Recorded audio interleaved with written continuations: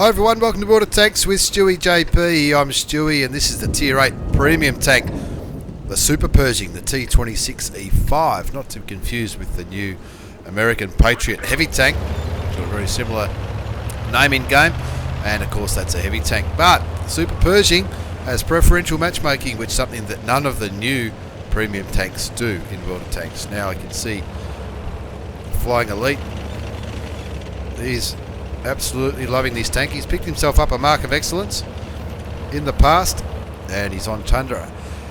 Flying Elite platooning with his old mates. Biggles flies again, and Li looks like he's still at the spawn, and Biggles flies again.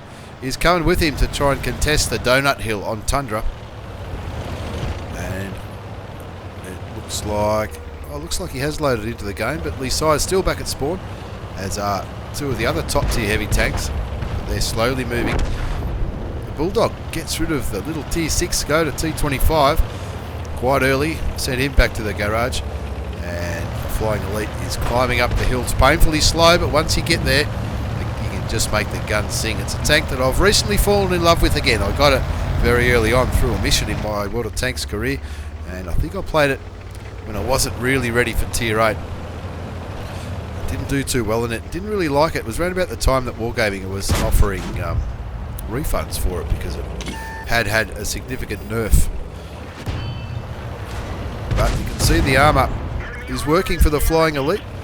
It is Super Pershing, the frontal armour of the Super Pershing, especially when you're top tier, it's very hard to penetrate it. Gets a shot into the mutts, the new Tier 8 German medium tank. Unlucky to bounce a shot off the cupola on the Type 58, little Tier 6 Chinese thing, and now the enemy Super Pershing is having a crack, but they are hard to penetrate from the front, and that's why the Flying Elite's taking quite an aggressive position here on the donut hill on Tundra. He bounces the IS-2 and the Super Pershing. Just misses a shot on that Type 58. That must be a magical Type 58, maybe, who knows. But anyway, misses another shot, but he's just about ready to start getting stuck in. He hasn't loaded, maybe he's got his Clan Wars loadout here. He hasn't got much normal ammunition loaded. You can see he's on to his last normal round, which bounces the turret of the IS-2. It does take a little bit of damage from the enemy Super Pershing, so he just rolls back just to make sure that only one tank at a time can do damage, or to at least shoot him. Now because he's right up the front, he's getting plenty of spotting damage. You see the damage cause and the assisted damage notification, which was added in the 9.16 update of World of Tanks. Keeps popping up because he keeps getting some spotting damage. Gets another shot into the IS-2, brings his damage count up to 1212 hit points. Hasn't picked up a kill yet, but he's going to start getting stuck in now. Bounces a shot from the IS-2 and puts one in. And now he's only got premium ammunition left, so he's going to penetrate everything now. The gun, I reckon the gun's pretty good in the Super Pershing. Does get preferential matchmaking, as I said, so you'll never see a Tier 10 in this unless you platoon with the wrong person. No idea where that shot towards the Tiger 1 went. But looking at the minimap, looks like some of the little tanks have gotten around behind where the tanks on the Flying Elite side are on the hill, as Flying Elite picks up his first kill, taking out the Type 58, little Tier 6 Chinese tank. And now he's going to start putting some pain and damage into the IS-2 and the Tiger tank. And of course, the enemy Super Pershing as well, which is still on pretty high health, but probably want to get rid of a few guns first. Takes the Tiger down to 26 hit points as the enemy Super Pershing takes a damaging shot. Bounces the IS-2 again. The Russian turrets, of course, are quite strong. Those two tanks that were behind him and trying to flank him have been taken out by other tanks, as the Flying Elite picks up his second kill, taking out the IS-2.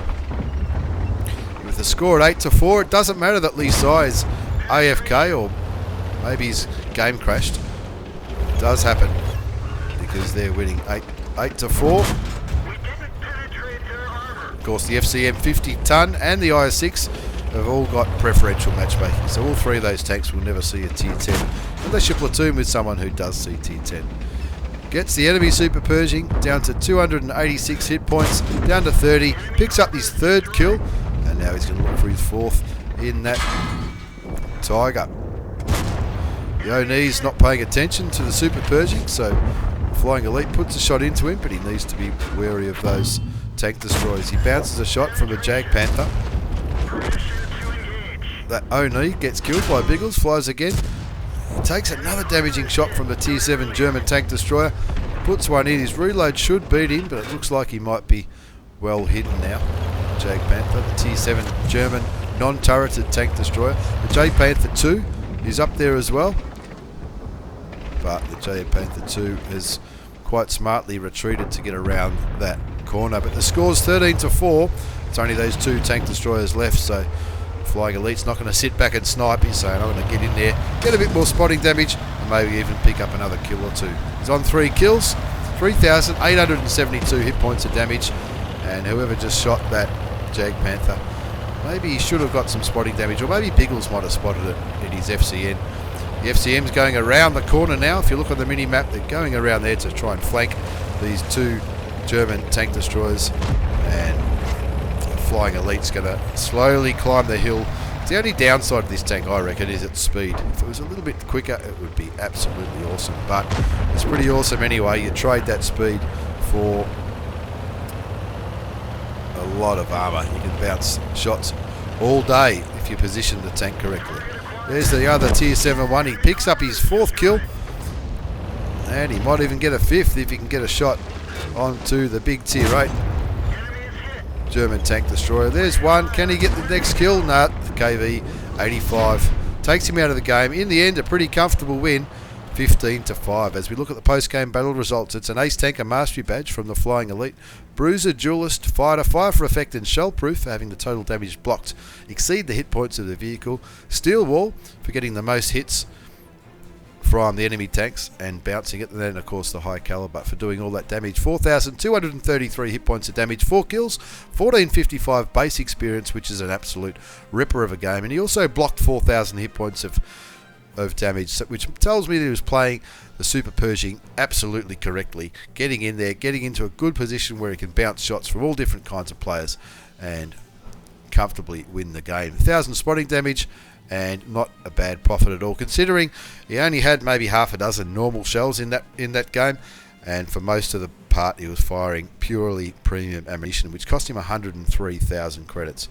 So that, if that had been normal shells, it probably would have made 60, 70 or even 80,000 credits after paying for the repairs and stuff. But an awesome game from the Flying Elite in his Super Pershing, the tier 8 preferential matchmaking tank, the American medium tank, the T26E4. Thanks for the replay, Flying Elite. Thanks for watching, everyone. Take care, and I'll see you all next time.